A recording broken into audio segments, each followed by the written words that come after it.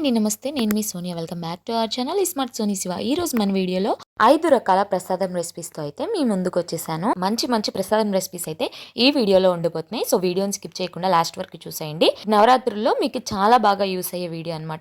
ముందుగా సేమియా కేసర్ని ఈజీగా పక్కా కొలతలతో ఎలా చేసుకోవాలో చూసేద్దాం. ముందుగా బాండి గిన్నె పెట్టేసుకుని అందులోకి ఒక 2 టేబుల్ స్పూన్ల దాకా గీ వేసుకోవాలి. ఇందులోకి కొన్ని జీడిపప్పు పలుకుల్ని వేసుకోండి. జీడిపప్పు పలుకులు వేసుకున్న తర్వాత ఇందులోకి కిస్మిస్ని కూడా వేసుకోండి. నేనైతే ఇక్కడ బ్లాక్ రైన్స్ అలాగే కిస్మిస్ 2 కలిపి వేసాను. మీ దగ్గర అవైలబుల్ లేకపోతే ఓన్లీ కిస్మిస్ అయితే వేసుకోండి.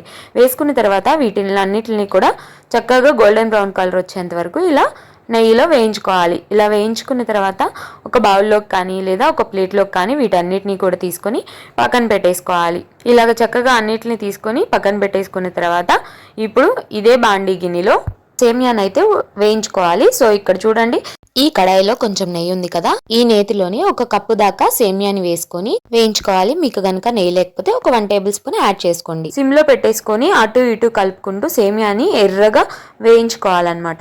ఈ సేమియా వేగేలోపు ఇంకొక బర్నర్ మీద ఒక స్టీల్ గిన్నె పెట్టేసుకోండి. అందులోకి 1 కప్పు సేమియాకి ఒక 3 కప్పుల దాకా నీళ్ళనైతే వేసుకోవాలి. మనం ఏ కప్పుతో అయితే సేమియా తీసుకున్నామో అదే కప్పుతో 3 కప్పుల దాకా నీళ్ళని వేసుకొని ఇలా చక్కగా బాయిల్ చేసుకోవాలి. వాటర్ ఇలా బాయిల్ అవుతున్నప్పుడు వేగుతున్న సేమియాలోకి ఈ మరుగుతున్న నీళ్ళనైతే వేసేసుకోవాలి. వేసేసుకున్న తర్వాత మీడియం టు సిమ్ అడ్జస్ట్ చేసుకుంటూ చక్కగా కలుపుకుంటూ సేమియాని ఉడికించుకోవాలి. సేమియా అనేది మనకి చక్కగా మెత్తగా ఉడికిపోవాలి. అలాగే నీళ్ళు అనేవి ఒక వంతు వరకు మరిగిపోయి ఇలా చక్కగా దగ్గర పడాలన్నమాట. సో చూడండి, ఇప్పుడు ఒక సేమియా తీసుకొని చక్కగా ఇలా మనం తుంచితే కనుక సేమియా మెత్తగా తునిగిపోతే ఉడికిపోయిందని అర్థం. సో అలా చెక్ చేసుకున్న తర్వాత ఇందులోకి ఏ కప్పుతో అయితే మనం సేమియా తీసుకున్నామో అదే కప్పుతో ఒక 3/4 కప్పు దాకా బెల్లం తురుమునైతే వేసుకోవాలి. అలాగే ఇందులోకి ఒక 2 టేబుల్ స్పూన్ల దాకా పంచదార కూడా వేసుకోవాలి. మీకు పంచదార వేయడం ఇష్టం లేకపోతే అచ్చగా బెల్లంతో అయినా చేసుకోవచ్చు. నేనైతే ఒక 2 టేబుల్ స్పూన్స్ షుగర్ వేసి చేస్తున్నాను అనమాట. ఇప్పుడు ఇలా బెల్లం అంతా కరిగేంత వరకు చక్కగా మీడియం టు సిమ్ ఫ్లేమ్లో అడ్జస్ట్ చేసుకుంటూ చక్కగా ఇలా దగ్గరికి అయ్యేంత వరకు ఉడికించుకోవాలి. చూడండి, మనకి ఇలా చక్కగా అబ్జర్వ్ చేసుకోవాలన్నమాట. ఈ బెల్లం అంతా కూడా సేమియా చక్కగా అబ్జర్వ్ చేసుకొని ఇలా దగ్గరకు అవుతుందన్నమాట. ఇలా దగ్గరకు అయిన తర్వాత ఇందులోకి ఒక 1/2 టీ స్పూన్ దాకా యాలకుల పొడి, అలాగే ఒక 1 టేబుల్ స్పూన్ దాకా నెయ్యి, అలాగే మనం ముందుగా ఫ్రై చేసి పెట్టుకున్నాం కదా డ్రై ఫ్రూట్స్ని, వాటిని కూడా వేసేసుకొని చక్కగా వీటన్నిటిని కూడా కలిసే విధంగా కలిపేసుకోవాలి. చూడండి, మన సేమియా కేసర్ అయితే రెడీ అయిపోయింది. సో చూస్తున్నారు కదా చక్కగా ఎంత పర్ఫెక్ట్గా వచ్చిందో. సో ఇప్పుడు స్టవ్ ఆఫ్ చేసుకొని చక్కగా దేవుడికి నైవేద్యంలా అయినా పెట్టుకోవచ్చు. అలాగే మనకి స్వీట్ తినాలనిపించినప్పుడు అప్పటికప్పుడు చక్కగా 5 నిమిషాల్లో ఈజీగా చేసుకునే స్వీట్ రెసిపీ అనమాట. సేమియా కేసరిని ఎలా చేసుకోవాలో చూసేసాం కదా, ఇప్పుడు పెసరపప్పు పాయసాన్ని ఎలా చేసుకోవాలో చూసేద్దాం. ఒక కుక్కర్ గిన్నె తీసుకొని అందులోకి 1 కప్పు దాకా పెసరపప్పును వేసుకోవాలి. ఇప్పుడు ఈ పెసరపప్పుని స్టవ్ మీద పెట్టుకొని మీడియం ఫ్లేమ్లో రోస్ట్ చేసుకోవాలన్నమాట. డ్రై రోస్ట్ చేసుకోవాలి. ఒక 2 మినిట్స్ ఫ్రై చేసుకుంటే మనకి పప్పు అనేది కమ్మటి స్మెల్ వస్తుంది. అలాగే చక్కగా ఇలా ఎర్రగా వేగిపోతుంది. పెసరపప్పుని మాడనివ్వద్దు, చేదొచ్చేస్తుంది అనమాట. సో ఇలా వేగిపోయిన తర్వాత స్టవ్ ఆఫ్ చేసి పక్కకు దించేసుకొని వాటర్ వేసుకొని చల్లారి పెట్టేసుకోవాలి. ఒక 5 నిమిషాల తర్వాత చక్కగా వీటిల్ని శుభ్రంగా కడిగేసుకోవాలి. ఇలా శుభ్రంగా 2-3 సార్లు కడిగేసుకున్న తర్వాత నీళ్ళన్నీ వంపేసుకొని ఇప్పుడు ఇందులోకి మనం 1 కప్పు పెసరపప్పును తీసుకున్నాం కదా, సో ఇక్కడ అదే కప్పుతో ఒక 2 కప్పుల దాకా నీళ్ళని వేసుకోవాలన్నమాట. ఇలా నీళ్ళని వేసుకున్న తర్వాత మూత పెట్టేసుకొని మీడియం ఫ్లేమ్లో ఒక 2 విజిల్స్ అయితే రానిచ్చేసేయాలి. ఈలోపు మనం ఇంకొక గిన్నె తీసేసుకోవాలి. అందులోకి ఒక 1/2 లీటర్ పాలనైతే తీసుకుంటున్నాను నేను. ఇక్కడ నేను ఫుల్ క్రీమ్ పాలని యూజ్ చేస్తున్నాను. మీరు ఇక్కడ ఏ పాలైనా యూజ్ చేసుకోవచ్చు. ఇలా గిన్నెలోకి పాలు మొత్తాన్ని వేసుకున్న తర్వాత ఇంకొక బర్నర్ మీద పెట్టుకొని పాలని కాగనివ్వాలి. ఈలోపు మనం ఒక 1/2 అవర్ ముందే సగ్గుబియ్యాన్ని నానబెట్టుకోవాలి. ఇక్కడ నేను ఒక 1/2 కప్పు సగ్గుబియ్యాన్ని ఒక అరగంట సేపు 1 కప్పు నీళ్ళు వేసుకొని నానబెట్టుకున్నాను. ఇప్పుడు ఈ సగ్గుబియ్యాన్ని ఒక బౌల్ తీసేసుకొని అందులోకి ఈ సగ్గుబియ్యాన్ని వేసేసుకోవాలి. వేసేసుకున్న తర్వాత ఇందులోకి 1.5 కప్పు దాకా నీళ్ళు వేసుకోవాలి. మీరు సగ్గుబియ్యం నానబెట్టకుండా ఉంటే కనుక డైరెక్ట్గా చేస్తున్నట్లయితే 2 కప్పుల నుంచి 2.5 వరకు నీళ్ళు వేసుకోండి. ఇప్పుడు ఈ సగ్గుబియ్యం గిన్నెని స్టవ్ మీద పెట్టుకొని ఈ సగ్గుబియ్యాన్ని ఇలా ట్రాన్స్పరెంట్గా అయ్యేంత వరకు ఉడికించుకోవాలి. చూసారా, సగ్గుబియ్యం అనేది మనకి 2 నుంచి 3 నిమిషాల్లో చక్కగా ఇలా ఉడికిపోతుంది. అప్పుడు చక్కగా స్టవ్ ఆఫ్ చేసేసుకొని ఈ సగ్గుబియ్యాన్ని పక్కకు దించేసుకొని పక్కన పెట్టేసుకోవాలి. ఇప్పుడు ఈలోపు మనం ముందుగా పెసరపప్పుని పొయ్యి మీద పెట్టుకున్నాం కదా, సో అది ఉడికిపోయి ఉంటుంది. నార్మల్గా ప్రెషర్ అంతా పోయిన తర్వాత చూపిస్తున్నాను చూడండి. పెసరపప్పు అనేది మనకి చక్కగా ఇలా ఉడికిపోయి ఉంటుంది. చూడటానికి పప్పులానే ఉంటుంది, కానీ మెదిపితే ఇలా మెత్తగా స్మాష్ అయిపోతుంది అనమాట. అలా ఉడికించేసుకొని ఇప్పుడు మనం ఒక స్మాషర్ కానీ లేకపోతే పప్పు గుత్తి కానీ ఉంటుంది కదా, దాంతో నేను వీడియో క్లిప్లో చూపించిన విధంగా ఇలా చక్కగా స్మాష్ చేసుకోవాలి. నేను ఇక్కడ వీడియో క్లిప్లో చూపిస్తున్నాను చూడండి. మనకి పప్పు అనేది మెదగాలి, అలాగే ఇలా కొంచెం పలుకుగా కూడా ఉండాలి. అప్పుడే మనకి పాయసం టేస్ట్ అనేది చాలా బాగుంటుంది. ఇలా చక్కగా మెదిపేసుకున్న తర్వాత మనం ఇప్పుడు సగ్గుబియ్యాన్ని ఉడికించుకున్నాం కదా, సో దాన్ని డైరెక్ట్గా ఇలా పెసరపప్పులో వేసేసుకోవాలి. ఇలా పెసరపప్పులో ఈ ఉడికించుకున్న సగ్గుబియ్యాన్ని వేసేసుకున్న తర్వాత అంతా బాగా కలిసే విధంగా కలిపేసుకోవాలి. ఇలా చక్కగా అంతా కూడా సగ్గుబియ్యం అలాగే పెసరపప్పు మొత్తం కలిసే విధంగా కలిపేసుకున్న తర్వాత ఇప్పుడు ఈ కుక్కర్ గిన్నెని స్టవ్ మీద పెట్టేసుకోవాలి. స్టవ్ మీద సిమ్ టు మీడియం ఫ్లేమ్లో అడ్జస్ట్ చేసుకుంటూ దీన్ని ఒక 1 మినిట్ పాటు కుక్ చేసుకోవాలి. ఇది కుక్ అయ్యేలోపు మనం ఇంకొక బర్నర్ మీద ఒక గిన్నె పెట్టేసుకొని, నేనైతే ఇక్కడ సగ్గుబియ్యం ఉడకబెట్టిన గిన్నె వేసుకుంటున్నాను. సో మీరు వేరేదైనా తీసుకోవచ్చు. దీంట్లోకి మనం ఏ కప్పుతో అయితే పెసరపప్పు తీసుకున్నామో అదే కప్పుతో 1.25 కప్పు దాకా బెల్లాన్ని తురుముకొని ఇలా వేసుకోవాలి. అలాగే 1 కప్పు దాకా నీళ్లు వేసుకొని బెల్లాన్ని చక్కగా కరిగించేసుకోవాలి.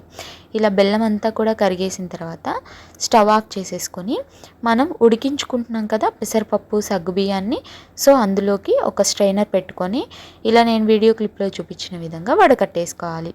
ఇలా బెల్లం పాకం మొత్తం వేసుకున్న తర్వాత ఈ పెసరపప్పు సగ్గుబియ్యంలో కలిసే విధంగా చక్కగా కలిపేసుకోవాలి. ఇలా అంతా కలిపేసుకున్న తర్వాత బెల్లం కొంచెం సేపు ఉడికించుకోవాలన్నమాట. బెల్లాన్ని మనకి స్మెల్ అనేది రాకుండా ఉంటుంది. ఈలోపు మనం స్టవ్ మీద పాలు పెట్టాం కదా, చూడండి పాలు కూడా మనకి చక్కగా మరిగిపోతూ చక్కగా కాగి ఇలా ఉన్నాయి కదా. ఇప్పుడు మనం బెల్లం వేసుకున్నాం కదా, బెల్లం నీళ్ళు అందులోకి ఏ కప్పుతో అయితే పెసరపప్పు తీసుకున్నామో అదే కప్పుతో 1.5 కప్పు దాకా పాలను వేసుకోవాలి. నేనైతే ఇక్కడ స్టవ్ ఆపలేదండి, స్టవ్ ఆపకుండానే పోసేస్తున్నాను వేడివేడి పాలు. ఒక్కొక్కరికి విరిగిపోతాయి పాలు పోస్తే బెల్లంలో అని డౌట్ ఉంటుంది కదా, అలాంటి వాళ్ళు స్టవ్ ఆఫ్ చేసుకొని పాలు చల్లారిన తర్వాత అయినా కలుపుకోవచ్చు. అలాగే మీరు ఇక్కడ 1.5 కప్పు పాలే కాకుండా 2 కప్పుల పాలు దాకా కూడా పోసుకోవచ్చు. నేనైతే ఇక్కడ 1.5 కప్పు దాకా పాలు వేసుకున్నాను. ఇదైతే కరెక్ట్ క్వాంటిటీ అనమాట. సో చూస్తున్నారు కదా, మనకి ఇప్పుడైతే ఇలా పల్చగా ఉంది కదా, కొంచెం థిక్గా అయ్యేంత వరకు ఈ పాలని బెల్లాన్ని చక్కగా ఉడికించుకోవాలి. ఇంకొక బర్నర్ మీద ఇలా చిన్న బాండీ గిన్నె పెట్టుకొని అందులోకి నెయ్యి కానీ బటర్ని కానీ ఒక 1 టేబుల్ స్పూన్ దాకా వేసుకొని అది కరిగిన తర్వాత బాదం పప్పు పలుకుల్ని ఇలా వేసేసుకోవాలి, 1 కప్పు దాకా. అలాగే 1 కప్పు దాకా నేను ఇక్కడ మిలాన్ సీడ్స్ అయితే వాడుతున్నాను. సో మీకు మిలాన్ సీడ్స్ ఇష్టం లేకపోతే జీడిపప్పు అయినా వాడుకోవచ్చు. సో అలాగే 1 కప్పు దాకా ఇలా క్రిస్మిస్ని కూడా వేసేసుకొని ఇవన్నీ ఈ నేతిలో బాగా ఫ్రై అయ్యేంత వరకు ఫ్రై చేసుకోవాలి. ఇలా చక్కగా అన్నీ ఫ్రై అయిన తర్వాత ఇప్పుడు స్టవ్ ఆఫ్ చేసుకొని పాయసంలో వేసేసుకోవాలి. వీటన్నిటిని కూడా ఈ పాయసంలో కలిసే విధంగా చక్కగా కలిపేసుకోవాలి. ఈ ప్రాసెస్ మొత్తం నేను సిమ్లో పెట్టి చేసుకుంటున్నానండి, స్టవ్ అయితే ఆపలేదు. సో ఇలా చక్కగా అంతా కూడా కలిసే విధంగా కలిపేసుకున్న తర్వాత సో ఇప్పుడు స్టవ్ ఆఫ్ చేసుకొని చక్కగా దీన్ని ఒక బౌల్లోకి సర్వ్ చేసుకోవటమే. అంతేనండి, ఎంతో కమ్మనైన సగ్గుబియ్యం పెసరపప్పు పాయసం అయితే రెడీ అయిపోయింది. ఇప్పుడు పూర్ణం బూరెల్ని పర్ఫెక్ట్గా ఎలా చేసుకోవాలో చూసేద్దాం. వీడియోని స్కిప్ చేయకుండా లాస్ట్ వరకు చూసేయండి. ఒక మిక్సింగ్ బౌల్ తీసుకొని అందులోకి 1 కప్పు దాకా మినపగుళ్ళని వేసుకోవాలి. అలాగే 1/2 కప్పు దాకా రేషన్ బియ్యాన్ని అయితే వేసుకోవాలి. ఇక్కడ నేను రేషన్ బియ్యం యూస్ చేస్తున్నాను, మీరు రెగ్యులర్గా యూస్ చేసే సోనా మసూరి బియ్యం అయినా తీసుకోవచ్చు. రేషన్ బియ్యం అయితే మనకి జిగట ఎక్కువ ఉండి పర్ఫెక్ట్గా వస్తాయి అన్నమాట. సో ఇప్పుడు ఈ రెండింటిని మిక్సింగ్ బౌల్లో వేసుకున్న తర్వాత వాటర్ వేసుకొని ఒక 2-3 సార్లు శుభ్రంగా వాష్ చేసుకోవాలి. ఇలా వాష్ చేసుకున్న తర్వాత పప్పు మునిగేంత వరకు నీళ్లు పోసుకొని సుమారు 5-6 గంటల పాటు పప్పుని బియ్యాన్ని నానబెట్టుకోవాలి. సో నేనైతే ఇక్కడ ఓవర్ నైట్ నానబెట్టేస్తున్నాను. అంత టైం లేకపోతే ఒక 5 అవర్స్ అన్న నానబెట్టుకోండి. ఇప్పుడు మరొక గన్ని తీసుకొని అందులోకి ఒక అరకప్పు దాకా ఇడ్లీ రవ్వనైతే వేసుకోవాలి. ఈ ఇడ్లీ రవ్వను కూడా నీళ్లు వేసేసుకొని ఒక 2-3 సార్లు శుభ్రంగా వాష్ చేసుకున్న తర్వాత ఇందులోకి ఒక 2 కప్పుల దాకా నీళ్ళని వేసుకొని దీన్ని కూడా మినపప్పుతో పాటు 5-6 గంటల పాటు నానబెట్టుకోవాలి. ఇప్పుడు మనం పూర్ణాలు చేసే 1 గంట లేదా 2 గంటల ముందు ఒక బౌల్ తీసుకొని అందులోకి 1 కప్పు దాకా పచ్చిశనగపప్పుని వేసుకోవాలి. ఇక్కడ ఈ పచ్చిశనగపప్పు ఓవర్ నైట్ అయినా మీరు సోక్ చేసుకోవచ్చు. నేనైతే పూర్ణాలు చేసే ఒక 1 అవర్ ముందైతే నానబెట్టుకుంటాను. సో ఇప్పుడు వీటిని నీళ్లు పోసుకొని శుభ్రంగా 2-3 సార్లు వాష్ చేసుకున్న తర్వాత ఇందులోకి ఒక 1.5 కప్పు దాకా నీళ్లు వేసుకొని ఈ పప్పుని ఒక గంట పాటు నానబెట్టుకోవాలి. ఈలోపు మనం నైట్ నానబెట్టిన మినపప్పు బియ్యం ఉన్నాయి కదా, అవి చక్కగా నానిపోయి ఉంటాయి. ఇప్పుడు వాటిని 2-3 సార్లు శుభ్రంగా వాష్ చేసుకున్న తర్వాత ఇలా మిక్సీ జార్లోకి వేసేసుకొని ఇందులోకి కొంచెం నీళ్ళని వేసుకొని మెత్తగా నేను ఇలా వీడియో క్లిప్లో చూపించిన విధంగా మిక్సీ పట్టేసుకోవాలి. మరీ ఎక్కువ వాటర్ వేసేయకండి, లూజ్ అయిపోతుంది. సో ఇలా కొంచెం వేసుకొని గట్టిగా రుబ్బుకున్న తర్వాత ఇప్పుడు ఇందులోకి ముందుగా నానబెట్టుకున్న ఇడ్లీ రవ్వని ఇలా నీళ్ళేమీ లేకుండా చక్కగా పిండేసుకొని ఇడ్లీ రవ్వని వేసుకొని మరొకసారి మిక్సీ పట్టుకోవాలి. అప్పుడు పిండి అనేది బాగా కలుస్తుంది అనమాట. ఇప్పుడు ఈ మిశ్రమాన్ని అంతా కూడా ఒక మిక్సింగ్ బౌల్లోకి వేసేసుకోవాలి. పిండి కన్సిస్టెన్సీ చూడండి, మన దోశ బ్యాటర్ కన్నా కూడా కొంచెం థిక్గా ఉండాలన్నమాట. ఈ పిండి మొత్తాన్ని ఇలా మెత్తగా గట్టిగా రుబ్బుకున్న తర్వాత ఇందులోకి రుచికి సరిపడా ఉప్పు వేసుకోవాలి. నేనైతే 1 టీ స్పూన్ దాకా వేసాను. అలాగే 1 టేబుల్ స్పూన్ దాకా బెల్లం తురుముని వేసుకొని ఈ రెండింటిని పిండిలో బాగా కలిసే విధంగా కలిపేసుకోవాలి. ఇలా బెల్లం తురుము వేయడం వల్ల తోపు అనేది చప్పగా లేకుండా టేస్టీగా వస్తుంది. సో చూడండి, బ్యాటర్ అనేది ఈ కన్సిస్టెన్సీలో ఉండాలన్నమాట. ఒకవేళ మీకు నీళ్ళు ఎక్కువైపోయి బ్యాటర్ అనేది లూజ్ అయిపోతే కొంచెం పిండిని కలుపుకోండి, సరిపోతుంది. అలాగే ఇలా వేలు పెట్టి ముంచితే బ్యాటర్ అనేది మనకి ఇలా చక్కగా స్టిఫ్గా ఉండాలి, కిందకి జారిపోకుండా ఉండాలన్నమాట. సో ఇప్పుడు దీన్ని 1 గంట పాటు నానపెట్టేసుకోవాలి ఈ పిండిని. సో ఇప్పుడు మనం ముందుగా నానపెట్టుకున్న పచ్చిశనగపప్పు ఉన్నాయి కదా, చూడండి 1 అవర్ తర్వాత ఇలా మెత్తగా నానిపోయినాయి అనమాట. ఇప్పుడు వీటిని ఒక కుక్కర్ గిన్నెలోకి వేసేసుకోవాలి. నీళ్ళతో సహా వేసేసుకోండి. నీళ్ళతో సహా వేసుకున్న తర్వాత ఇందులోకి ఇంకొక అరకప్పు దాకా నీళ్ళు వేసుకోవాలి. మనం ఆ నీళ్ళు అయితే సరిపోవన్నమాట ఉడకడానికి. సో ఇంకొక అరకప్పు నీళ్ళు వేసుకున్న తర్వాత కుక్కర్ మూత పెట్టేసుకొని మీడియం ఫ్లేమ్లో ఒక 2-3 విజిల్స్ రానివ్వండి. సో 2-3 విజిల్స్ వచ్చిన తర్వాత ఇలాగా డ్రైన్ అవుట్ చేసుకోండి ఒక స్ట్రైనర్లోకి. ఏదైనా ఎక్సెస్ వాటర్ ఉంటే గనక మొత్తం దిగిపోతాయి అన్నమాట ఇలా డ్రైన్ అవుట్ చేసుకుంటే. ఇప్పుడు ఈ పప్పుని మిక్సీ జార్లోకి వేసేసుకొని కంప్లీట్గా చల్లారిపోయిన తర్వాత ఇందులోకి 1/4 కప్పు దాకా బెల్లం తురుముని వేసుకోవాలి. వేసుకున్న తర్వాత పల్స్ మోడ్లో కానీ లేదా 1 స్పీడ్లో కానీ పెట్టుకొని ఇలా మెత్తగా సాఫ్ట్గా మిక్సీ పట్టుకోవాలి. మనకి ఎక్కడా కూడా పచ్చిశనగపప్పు పలుకు అనేది తగలకూడదు అనమాట. సో ఇలా సాఫ్ట్గా మెత్తగా మిక్సీ పట్టుకున్న తర్వాత పక్కన పెట్టేసుకొని ఇప్పుడు స్టవ్ మీద బాండీ గిన్నె పెట్టేసుకొని అందులోకి 1 టేబుల్ స్పూన్ దాకా నెయ్యి వేసుకొని ఇందులోకి మనం మెత్తగా మిక్సీ పట్టి పెట్టుకున్నాం కదా పూర్ణాన్ని, ఈ మిశ్రమాన్ని అంతా కూడా ఈ బాండీ గిన్నెలో వేసేసుకోవాలి. ఇలా మొత్తం కూడా వేసేసుకున్న తర్వాత స్టవ్ని లో టు మీడియం ఫ్లేమ్లో అడ్జస్ట్ చేసుకుంటూ మనకి ఈ మిశ్రమం అంతా దగ్గర పడి ఉండగా అయ్యేంత వరకు చక్కగా ఇలా కలుపుకుంటూ అడుగు మాడిపోకుండా చక్కగా దగ్గరగా అయ్యేంత వరకు ఇలా తిప్పుకుంటూ ఉడికించుకోవాలన్నమాట. మనకి ఒక 5 మినిట్స్కి ఇలా దగ్గరగా అవుతుంది. చూడండి, కొంచెం ఇలా స్టిఫ్గా దగ్గరగా అయ్యి ప్యాన్కి అంటుకోకుండా వస్తుందన్నమాట. సో ఇలాంటి టైంలో ఫ్లేవర్ కోసం ఒక 1/2 టీ స్పూన్ దాకా ఇలాచీ పౌడర్, అలాగే 1 టేబుల్ స్పూన్ దాకా నెయ్యి వేసుకోండి. పూర్ణంలో నెయ్యి ఫ్లేవర్ అనేది చాలా బాగుంటుందన్నమాట. సో నెయ్యి ఎక్కువ ఎంత వేసుకుంటే అంత టేస్ట్ వస్తుంది. ఈ రెండింటిని కూడా చక్కగా ఈ పూర్ణంలో అంతా కలిసే విధంగా కలిపేసుకోవాలి. చూడండి, మనకి స్టిఫ్గా పూర్ణం అనేది ఇలా రావాలన్నమాట. సో అడుగు మాడిపోకుండా చక్కగా ఇలా కలుపుకుంటూ ఉడికించుకోవాలి. అడుగు మాడిపోతే చేదొచ్చేస్తుంది, పూర్ణం టెక్స్చరు టేస్ట్ 2 మారిపోతాయి. సో ఇలా చక్కగా అంతా ఉడికిపోయిన తర్వాత స్టవ్ ఆఫ్ చేసుకొని పక్కకు దించుకొని ఇంకొక బౌల్లోకి ట్రాన్స్ఫర్ చేసుకోవాలి. అదే ప్యాన్లో ఉంచేస్తే మాడిపోయే ఛాన్స్ ఉంటుంది వేడికి. సో ఇలా బౌల్లోకి ట్రాన్స్ఫర్ చేసుకున్న తర్వాత కొంచెం గోరువెచ్చగా అయ్యేంత వరకు పక్కన పెట్టేసుకున్న తర్వాత ఇలా కొంచెం ఈ మిశ్రమాన్ని అంతా కూడా చేత్తో కలుపుకొని మీకు ఏ సైజులో అయితే పూర్ణం బూరెలు కావాలో ఆ సైజులో చక్కగా ఇలా కొంచెం కొంచెం తీసుకుంటూ మిశ్రమాన్ని ఇలా రౌండ్ బాల్స్ లాగా చేసుకోవాలి. నేను ఇక్కడైతే మీడియం సైజులో ఇలా బాల్స్ అయితే చుట్టుకుంటున్నాను అనమాట. సో ఇలాగే పిండి మొత్తాన్ని కూడా స్మూత్గా ఎక్కడా క్రాక్స్ లేకుండా ఇలా రౌండ్ బాల్స్ లాగా చుట్టుకోవాలి. ఇలా ఒకదాని తర్వాత ఒకటి చక్కగా కొంచెం కొంచెం పిండి తీసుకుంటూ ఇలా రౌండ్గా స్మూత్గా వచ్చే విధంగా చేసుకొని అన్నీ కూడా ప్లేట్లో పెట్టేసుకోవాలి. ఇక్కడ నేను తీసుకున్న క్వాంటిటీకి అయితే నాకు ఒక 14 to 15 పూర్ణాలు అయితే వచ్చాయన్నమాట. దాన్ని బట్టి మీరు ఇంగ్రీడియంట్స్ అనేవి మొత్తం పెంచుకోవటం కానీ తగ్గించుకోవటం కానీ చేసుకోండి. సో లాస్ట్లో నాకు ఇలా చిన్న ఉండ అయిందనమాట. సో ఇప్పుడు ఈ పూర్ణాలని ఒక్కొక్కటిగా తీసుకొని మనం ముందుగా తయారు చేసి పెట్టుకున్నాం కదా బ్యాటర్ని, ఆ బ్యాటర్లో ఇలా డిప్ చేసుకొని మీడియం హీట్లో ఉన్న ఆయిల్లో అయితే వేసుకోవాలి. మీకు ఇలా చేత్తో వేయడం ఇబ్బందిగా అనిపిస్తే ఇలా ఒక గుంట గరిటె తీసుకొని గుంట గరిటెతో నేను వీడియో క్లిప్లో చూపించిన విధంగా ఇలా వేసుకోవాలి. పూర్ణాలు ఎక్కువ అయితే వేయకూడదండి, ఒకదానికొకటి ఆనుకోకుండా మీరు ఆయిల్ని తీసుకున్న దాన్ని బట్టి 4 లేదా 5 పూర్ణాలని ఇలా ఆయిల్లో వేసుకొని ఒక సైడ్ ఇలా గోల్డెన్ బ్రౌన్ కలర్ వచ్చిన తర్వాత ఇంకొక సైడ్కి ఫ్లిప్ చేసుకోవాలి. సో జాగ్రత్తగా ఎన్నైతే పడతాయో ఆయిల్కి అన్నే వేసుకోవాలి. వేసుకొని ఇలా మీడియం ఫ్లేమ్లో పెట్టుకొని ఇలా అటు ఇటు తిప్పుకుంటూ చక్కగా పూర్ణం బూరెలను అయితే ఫ్రై చేసుకోవాలి. లో ఫ్లేమ్లో కానీ హై ఫ్లేమ్లో కానీ పెట్టకుండా ఇలా మీడియం ఫ్లేమ్లో పెట్టుకొని ఫ్రై చేసుకుంటే కొంచెం సేపటికి మనకి ఇలా చక్కగా క్రిస్పీగా గోల్డెన్ బ్రౌన్ కలర్లో ఇలా చక్కగా వేగిపోయి పూర్ణాలు అనేవి ఇలా ఉంటాయి అన్నమాట. ఇలా గోల్డెన్ బ్రౌన్ కలర్లోకి వచ్చిన తర్వాత చక్కగా ఒక జాలిగరిటెలోకి తీసుకొని ఒకదాని తర్వాత ఒకటి ఇలా ప్లేట్లోకి తీసేసుకొని దేవుడికి ప్రసాదంగా పెట్టడమే.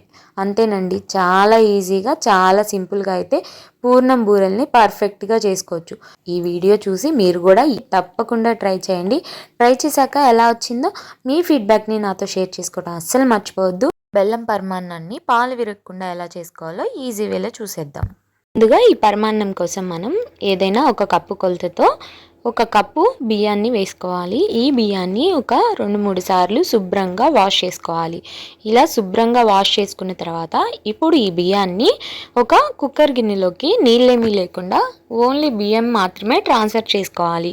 ఇలా కుక్కర్ గిన్నెలో బియ్యం వేసేసుకున్న తర్వాత ఇప్పుడు ఇందులోకి 1 కప్పు దాకా పచ్చి పాలని వేసుకోవాలి. ఏ కప్పుతో అయితే మనం బియ్యం తీసుకున్నామో అన్నీ కూడా అదే కప్పుతో మెజర్ చేసుకోవాలి. సో 1 కప్పు పాలు వేసుకున్న తర్వాత 2 కప్పుల దాకా నీళ్ళనైతే వేసుకోవాలి.